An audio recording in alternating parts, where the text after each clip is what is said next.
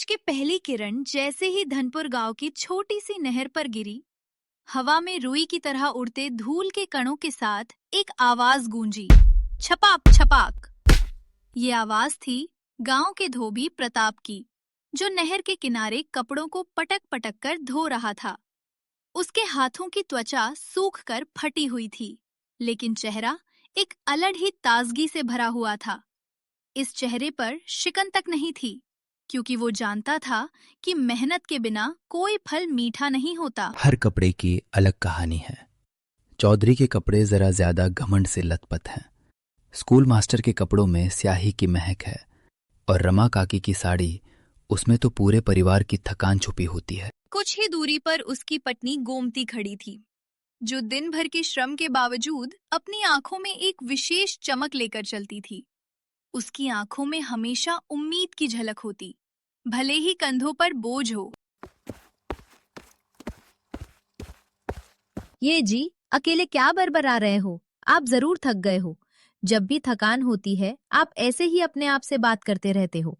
आप ऊपर आइए, बाकी के कपड़े मैं धो देती हूँ। गोमती, ये थकान नहीं है। मैं तो बस अपने काम के बीच थोड़े खुद से ही बात कर लेता हूँ। इससे मेरे मन को अच्छा लगता है। प्रताप की बातें सुन के गोमती थोड़ा मुस्कुराते हुए चुप हो गई। तभी प्रताप ने गोमती से उनके एक लौटा बेटा विक्रम के बारे में पूछा। अरे गोमती, हमारा बेटा विद्यालय गया कि नहीं, या अभी तक उठा ही नहीं? वो इतनी देर तक नहीं सोता। वो भी आपके जैसा मेहनती है, आपको तो पता ही है। मैंने तो उसको विद्यालय जाने के लिए तैयार कर दिया था। तैयार करने के बाद मैं आपकी मदद करने चली आई। फिर उन्होंने देखा विक्रम अपने छोटे से बस्ता लिए घर के अंदर से उनकी तरफ आया। उसकी आंखों में सवाल था और दिल में कुछ ख्वाहिशें। 10 वर्षीय था वो, लेकिन उसकी आंखों में वो समझ थी जो उसके माता पिता के जीवन की कठिनाइयों ने उसे दी थी। बाबूजी, आज विद्यालय में कविता पाठ है, पर मेरी किताब का पन्ना ही फट गया है। शायद मास्टर जी डांटेंगे मुझे। आज स्कूल जाऊं कि नहीं बाबूजी? बेटा, तेरे बाबा की जिंदगी भी पन्नों की तरह फटी हुई है, मगर देख, मैं फिर भी रोज एक नई कहानी लिखता हूं। तुझे भी लिखनी है सच्चाई की, ईमानदारी की। तू अभी विद्यालय जा, मैं देखता हूं क्या कर सकते हैं। अगर मुझे कुछ पैसे मिले तो मैं तुझे एक नई किताब खरीद के दूंगा। आप बात तो सही कह रहे हो जी, लेकिन क्या हम हमेशा ऐसे ही गरीब अवस्था में ही रहेंगे? हम तो अपने बेटे को एक नई किताब भी नहीं दे पा रहे हैं। प्रताप ने चुपचाप कपड़े की टोकरी उठाई और घर की ओर निकल पड़ा। उसने कोई जवाब नहीं दिया, बस उसे लगा कि इस घर की तकलीफें उसी के कंधे पर हैं। अगर वो सच्चाई और मेहनत से आगे बढ़ेगा, तो एक दिन वो अपने परिवार को हर दर्द से मुक्ति दिला सकता है। गांव में सभी जानते थे कि प्रताप अपनी ईमानदारी और मेहनत से कमाता है। वो कभी किसी से कुछ नहीं मांगता। उसकी मेहनत ही उसकी पहचान थी। एक दिन ये मेहनत उसे जरूर किसी बड़ी मंजिल तक पहुंचाएगी। कुछ ही दूरी पर उसकी नजरें गांव के 2 बिगड़ैल लड़कों पर पड़ी, मंगतू और शिवरा, जो उसे देखकर मजाक उड़ा रहे थे। अबे देखो तो जरा, ये हमारे गांव का कपड़ों का रक्षक आ रहा है। देखो तो कैसे कपड़ों का राजा बन के घूम रहा है। हाँ हाँ हाँ, राजा नहीं, शायद किसी बड़े घर का नौकर बन जाए, वही इसके लायक है। प्रताप ने उनकी बातें अनसुनी कर दी। उसकी चुप्पी ने उन लड़कों का मजाक बनाना और भी तेज कर दिया। लेकिन प्रताप को इससे कोई फर्क नहीं पड़ा। वो जानता था कि उसका मार्ग सच्चाई का है, और जो किसी के मार्ग में रुकावट डालते हैं, उनका खुद का रास्ता हमेशा अवरुद्ध रहता है। शाम होने से पहले ही प्रताप सेठ हरनाम के घर पहुंचा, कपड़ों की पोटली जमीन पर रखी और दरवाजे में दस्तक दी। कुछ ही देर में सेठ जी बाहर आए। कहाँ मर गया था? इतनी देर क्यों लगा दी? तू क्या खुद को राजा समझता है? जो इतनी आराम आराम से आया है, यही चलता रहा तो तुझे कपड़े देना बंद कर दूंगा। सेठ जी कपड़े ठीक से सूख नहीं पाए थे। सोचा अधले कपड़े आपके हाथ ना दूं, इसलिए देर से आया। अच्छा ऐसा है, तो ये क्या है? ये कपड़े तो अब भी बदबू दे रहा है। जरूर तूने कपड़े धोने में गड़बड़ की है, और तूने साबुन बचाने के लिए भी ऐसा किया होगा, है ना? आप चाहे तो दोबारा धो दूं सेठ जी, पर मैं कभी ईमानदारी नहीं बचाता। मैंने पूरी ईमानदारी से काम किया था। मौसम फीका था, इसलिए कपड़े सूखने में समय लगा, और इसी कारण कपड़े बदबू दे रहे हैं। वहीं पर खड़ी थी सेठ की बेटी सरिता। शहर से लौटी थी, शिक्षित थी और नजरिया बिल्कुल अलग। पिताजी प्रताप जी को देखिए, इनके पास न धन है न ओहदा, फिर भी जितनी गरिमा इन्होंने दिखाई है वैसी तो आप में भी नहीं। आप क्यों इनको खरी खोटी सुना रहे हो? तू भी अब इसका पक्ष लेगी? तू कुछ नहीं जानती गांव के लोगों के बारे में। यह आदमी कुछ नहीं कर सकता, सिर्फ कपड़े धोने का काम जानता है और उसमें भी बेकार ही काम करता है। तो क्या हुआ?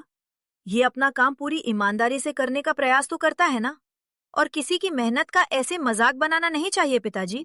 प्रताप सरिता की आंखों में आश्चर्य से देख रहा था। उसने पहली बार किसी अमीर की बेटी को अपने लिए इस तरह बोलते देखा था। उसने बिना कुछ कहे कपड़े उठा लिए और वहां से निकल आया। घर लौटने पर गोमती प्रताप से बोली, ये जी आप आ गए, लेकिन आप ये कपड़े वापस क्यों ले आए और यूं उदास क्यों खड़े हो? कुछ नहीं गोमती, बस सेठ जी देर से जाने की वजह से नाराज हो गए और उन्होंने कहा कि कपड़ों से बदबू भी आ रहा है और बोला कि ऐसे चलता रहा तो आगे से मुझे कपड़े धोने के लिए नहीं देंगे। रात को प्रताप आंगन में जाकर आसमान देखने लगा। चांद अधूरा था जैसे उसकी जिंदगी, लेकिन तारे झिलमिला रहे थे। हे भगवान, अगर मेरी मेहनत में खोट हो तो मुझे और दुख दे, पर अगर सच्ची हो तो एक दिन मेरी भी बारी आए। मैं अपने बेटे को ऐसी जिंदगी देना चाहता हूं जहां उसे कभी किसी के सामने सिर न झुकाना पड़े। हवा में एक मीठी सरसराहट हुई, जैसे ब्रह्मांड ने उसकी बात सुन ली हो।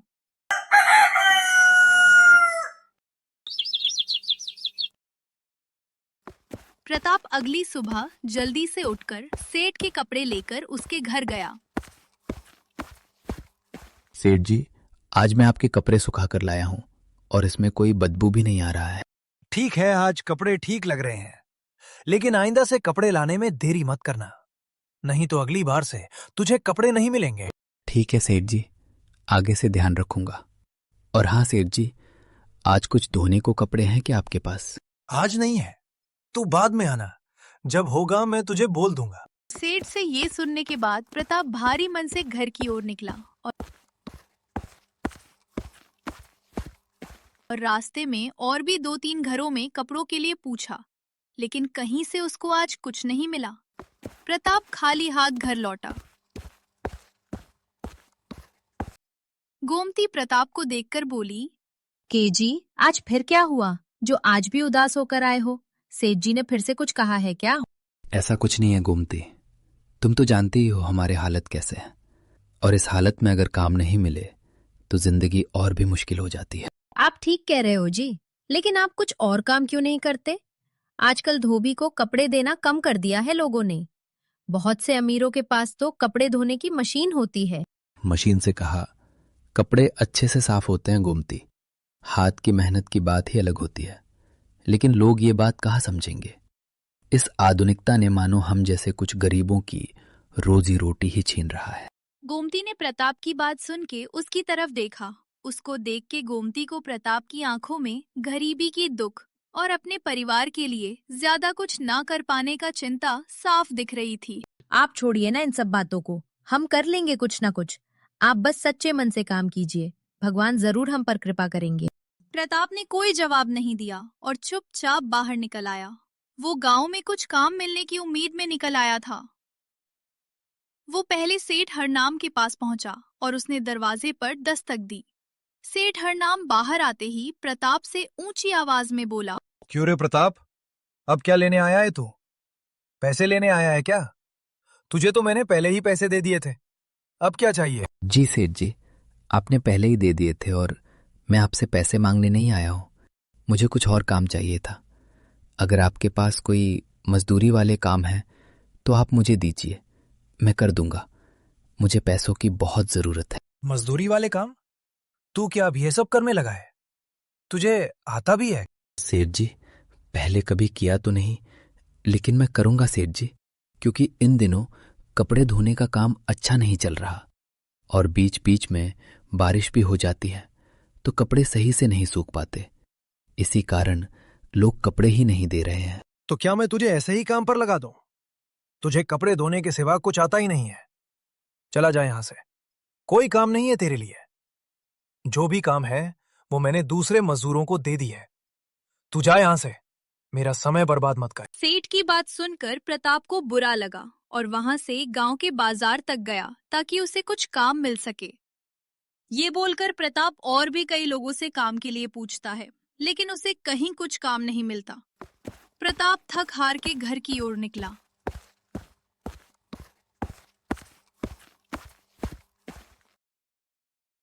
घर पहुंचते ही उसने देखा कि गोमती और उसका बेटा विक्रम उसका बेसब्री से राह देख रहे थे।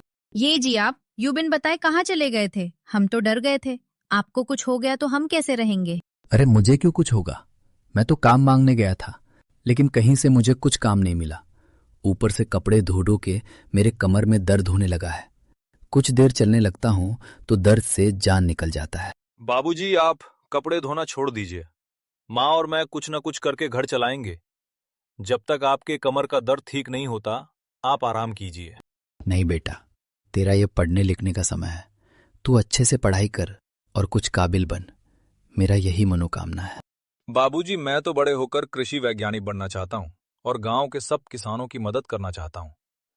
लेकिन बाबूजी, मैं आपको ऐसे मुश्किल में भी नहीं देख पा रहा। मुझे बहुत बुरा लगता है। हाँ बेटा, तू बनना और नाम ऊंचा करना। तुझे ये सब चिंता करने की जरूरत नहीं। तेरे बाबूजी और मैं सब कुछ संभाल लेंगे। अभी तू जा, रसोई में खाना रखा है। तू अभी विद्यालय से आया है, जाकर कुछ खा ले। विक्रम के अंदर जाने के बाद गोमती प्रताप से पूछती है, ये जी विक्रम अंदर चला गया है। अभी आप मुझे खुल के बताओ, क्यों इतना परेशान हो इन दिनों?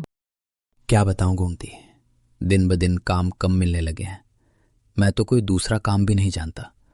ऊपर से अपने बेटे की भविष्य का भी जिम्मेदारी है, लेकिन उसके लिए अच्छे से पैसे ही नहीं जुटा पाता। जैसे तैसे तो दिन का गुजारा निकाल लेता हूं, और तो और धोबी के काम में भी इतनी मेहनत करनी पड़ती है कि क्या बताऊं। गीले कपड़ों की बोझ उठाना बहुत मुश्किल हो गया मेरे लिए।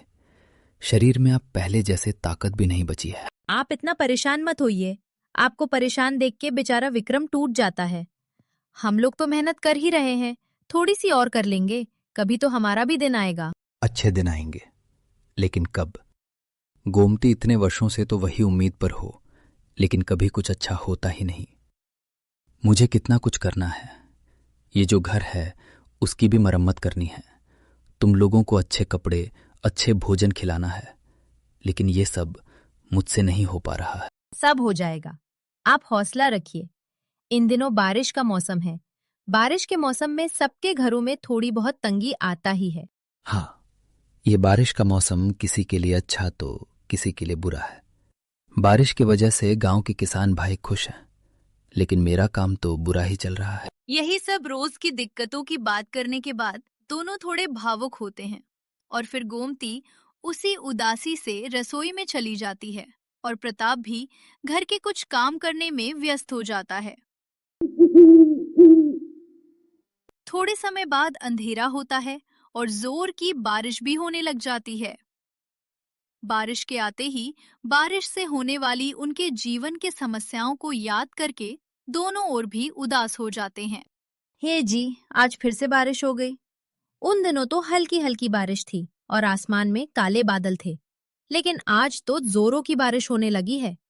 अगर ऐसे ही बारिश होती रही तो हमारा गुजारा मुश्किल हो जाएगा। हाँ गोमती, मुझे पता है।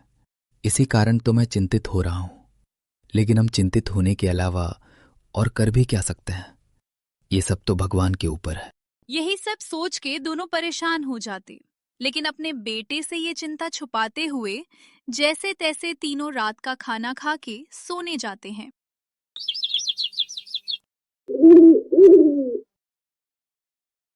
अगली सुबह सबसे पहले प्रताप उठ जाता है और उठ के देखता है कि आसमान साफ था, लेकिन आज काम मिलेगा या नहीं, ये सोच के प्रताप थोड़ा परेशान था। तभी गोमती भी घर के बाहर आती है और आकर प्रताप से बोलती है, मैं एक बात सोच रही थी, अगर आप मन करे तो हम दोनों ये काम कर सकते हैं। कुछ न करने से तो बेहतर ही होगा। क्या बात गोमती, तुम क्या कहना चाह रही हो? साफ साफ बोलो। मैं सोच रही थी कि बारिश का मौसम शुरू हुआ है और सब गीला गीला है, तो सबको सूखी लकड़ियों की जरूरत होगी। तो हम लोग जंगल में जाकर लकड़ियां ढूंढ के बाजार में बेचे तो हमें दिन का गुजारा चलाने की तो पैसे मिल ही जाएगी। तुम ठीक ही सोच रही हो, लेकिन तुम्हें ये करने की जरूरत नहीं है। दोनों इसी में व्यस्त रहेंगे तो विक्रम की देखभाल कौन करेगा? वो सिर्फ 10 वर्ष का है, उसकी देखभाल भी जरूरी है। ठीक है, लेकिन आपके शरीर में तो दर्द है, क्या आप ये अकेले कर पाओगे? मैं कर लूंगा गोमती। इतनी सी दर्द मुझे मेरी जिम्मेदारी से दूर नहीं कर सकते।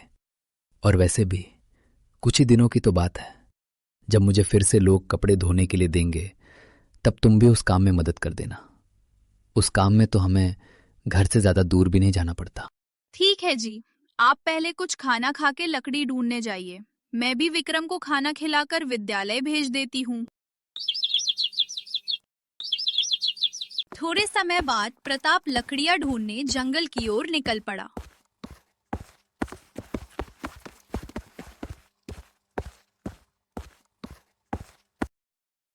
कुछ समय बाद प्रताप इधर-उधर से थोड़े लकड़ी जमा कर लेता है और थकान के मारे कुछ समय वो कहीं किसी पेड़ के नीचे आराम करने की सोचता है।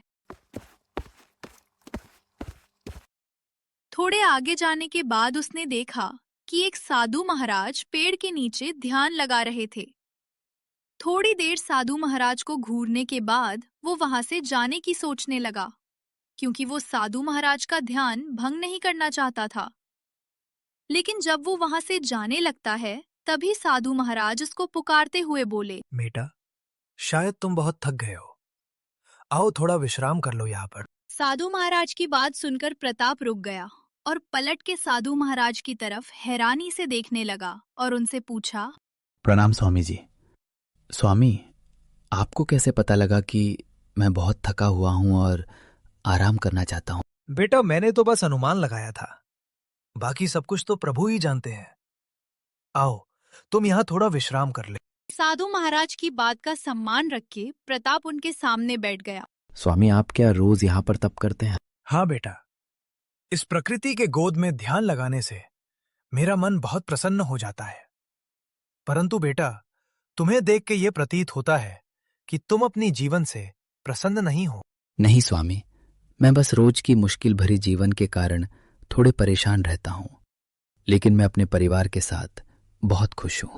जीवन में तो कठिनाई आएंगे ही, परंतु जो उस कठिनाई से जूझ के प्रभु ने जो दिया है उसी को लेकर सब्र रखे तो जीवन बहुत खुशहाल हो जाती है। प्रताप को साधु महाराज की बातें कुछ ठीक समझ नहीं आई और कुछ समय साधु महाराज के साथ व्यतीत करने के बाद वो उनसे विदा लेके घर की ओर निकल गया। साधु महाराज उसको जाते देख एक रहस्यमय हंसी के साथ देखने लगे। थोड़े समय बाद प्रताप जमा किया हुआ लकड़ियों को जाके एक ढाबे वाले को बेच देता है और ढाबे वाला उसको 100 रुपए दे देता है और वो पैसे लेके प्रताप घर आता है। घर आके वो गोमती के पास जाता है जो रसोई में दोपहर का खाना बना रही थी। ये लो गोमती, आज लकड़ी बेच के मुझे 100 रुपए मिले। जानता हूं कम है, लेकिन इससे जो मिले तुम राशन ले आना। चाहता था कि और लकड़ियां जमा करूं, लेकिन मुझे बहुत थकान होने लगी थी। तुम मुझे माफ कर देना, मैं बस इतना ही कर पाया। हाय राम, आप मुझसे माफी मत मांगिए, पाप लगेगा मुझे। आपने जो मेहनत से कमाया है इसी से घर चल जाएगा। और हाँ, मैं एक चीज बहुत दिनों से देख रहा हूँ, आप बहुत कमजोर हो गए हो, लेकिन आप हमसे छुपाते हो। मुझे पता है शायद ये सब खाने की कमी की वजह से हो रहा है, क्योंकि आप अपने पेट काट के हमारे लिए बचाते हैं। ऐसी बात नहीं है गोमती, मैं कमजोर नहीं हूं, बस धीरे धीरे उम्र भी तो बढ़ रहा है ना, ये उसी के कारण हुआ है। और हाँ, माँ बाप अपने बच्चे के लिए कुछ भी कर सकते हैं, इसीलिए तो खुद का पेट काट के अपने बेटे का पालन पोषण कर रहा हूं, ताकि उसकी जीवन भी मेरी तरह ना हो। ये बातें चल ही रही थी कि तभी विक्रम भी विद्यालय से आ जाता है। विक्रम की आहट सुन के दोनों चुप हो गए और प्रताप विक्रम के पास आके उससे बोलता है,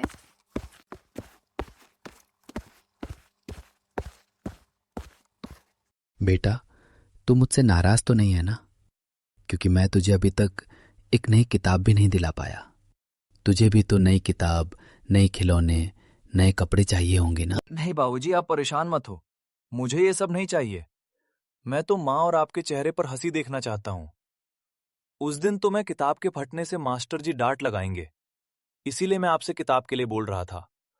लेकिन मुझे मास्टर जी ने कुछ नहीं कहा, इसलिए मुझे अब किसी चीज की जरूरत नहीं है। विक्रम की बातें सुन के प्रताप भावुक हो गया, लेकिन उसने अपनी भावनाओं को रोकते हुए अपनी आंसू निकलने नहीं दी।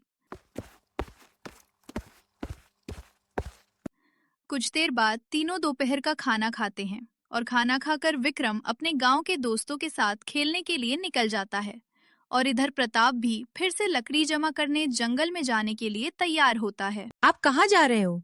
अभी आप तो थके हुए थे ना? गोमती, मैं थोड़े लकड़ी और जमा कर लेता हूँ। थोड़े और पैसे आएंगे तो विक्रम को कुछ दिला पाऊंगा। तुम जानती हो कितना समझदार हो गया हमारा बेटा।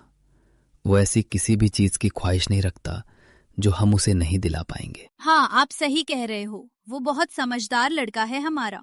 हमारे दुख को समझने की सूझबूझ है अभी से। लेकिन आप ऐसे ही भावनाओं में बह के जंगल में मत जाइए। आसमान में बादल साया हुआ है, अगर बारिश हो गई तो आप भीग जाओगे और आपको ठंड लग जाएगी। कुछ नहीं होगा, मैं जल्दी आ जाऊंगा, तुम चिंता मत करो। ये बोल के प्रताप जंगल की ओर निकल जाता है। जैसे ही उसने जंगल में प्रवेश किया, उसने देखा कि उसके सामने थोड़े ही दूर में एक गधा घास चर रहा था। उसने गधे को देख इधर उधर देखा, शायद किसी चरवाहे का हो जो यहाँ घास चरने छोड़ गया है। अरे ये गधा यहाँ पर कौन छोड़ गया? इस जंगल में तो कभी ऐसे बड़े जंगली जानवर को नहीं देखा। यहाँ तो बस कुछ छोटे जानवर ही रहते थे। शायद इसे किसी ने यहाँ घास चरने के लिए छोड़ गया है। ये सोचने के बाद प्रताप उसे अनदेखा कर जंगल में इधर उधर से लकड़ियां बटोरने लगा। कुछ लकड़ियां बटोरने के बाद जब वो घर जाने को आया तो उसने देखा कि वो गधा अभी भी उसी जंगल में है। ये देख वो सोचने लगा, अरे ये तो अभी भी यहीं पर है। शायद इसे किसी ने छोड़ दिया है। मुझे इसे यहाँ से ले जाना होगा, नहीं तो ये इस जंगल में रात नहीं बिता पाएगा। और अगर इसे किसी ने ढूंढने की कोशिश की तो मुझे पता लगते ही मैं उनको दे दूंगा। फिलहाल इसे घर ले चलता हूँ। ये सब सोच के उसने गधे को अपने साथ ले गया और गधा भी बिना कुछ किए आराम से उसके साथ चलने लगा, जैसे उसी का पालतू हो। प्रताप को गधे के साथ देख गोमती और विक्रम की आंखों में सवालों की लहर दौड़ गई। ये कहाँ मिला आपको? किसका गधा ले आए हैं आप? अरे ये मैं किसी का गधा उठाकर नहीं लाया हूँ, ये मुझे जंगल में मिला है और मुझे लगा ये किसी का हुआ तो ढूंढने आएगा और तब हम इसे दे देंगे। नहीं तो जंगल में इस बेचारे की जान को खतरा हो सकता था। ये जरूर किसी का पालतू ही होगा। तुमने देखा ना कैसे मेरे साथ आ रहा था। ठीक है बाबूजी, अगर कोई इसे लेने आया तो इसे हम दे देंगे, लेकिन अभी कुछ दिन हम इसे रखेंगे। देखो ना बाबूजी, ये कितना प्यारा है। मैं इसका नाम भोला रखूंगा। विक्रम का खुशी का ठिकाना नहीं था। विक्रम की खुशी देख प्रताप और गोमती भी खुश हो गए और गधे को अपने पास ही रखने का निर्णय लिया। यही कुछ दिनों तक पूरा परिवार गधे का बहुत ध्यान रखने लग गए। उनके आर्थिक स्थिति खराब होने के बावजूद भी प्रताप कहीं न कहीं से कुछ घास और चारे का इंतजाम कर ही लेता था। प्रताप अब गधे को धोबी के काम के लिए भी कपड़े का बोझ उठाने ले जाता था और जंगल में लकड़ियां जमा करने और साथ में गधे को घास चराने भी ले जाता था। एक दिन जब प्रताप गधे को लेकर जंगल में गया तो उसे फिर से पेड़ के नीचे वहीं साधु महाराज ध्यान करते हुए मिले। साधु महाराज को देख प्रताप उनके पास गया और उनसे बात करने लगा। बेटा, आज लकड़ियां जमा नहीं किया क्या तुमने? नहीं स्वामी जी, मैं बस जमा करने जा ही रहा था, तभी आप दिखे और इसीलिए मैं रुक गया।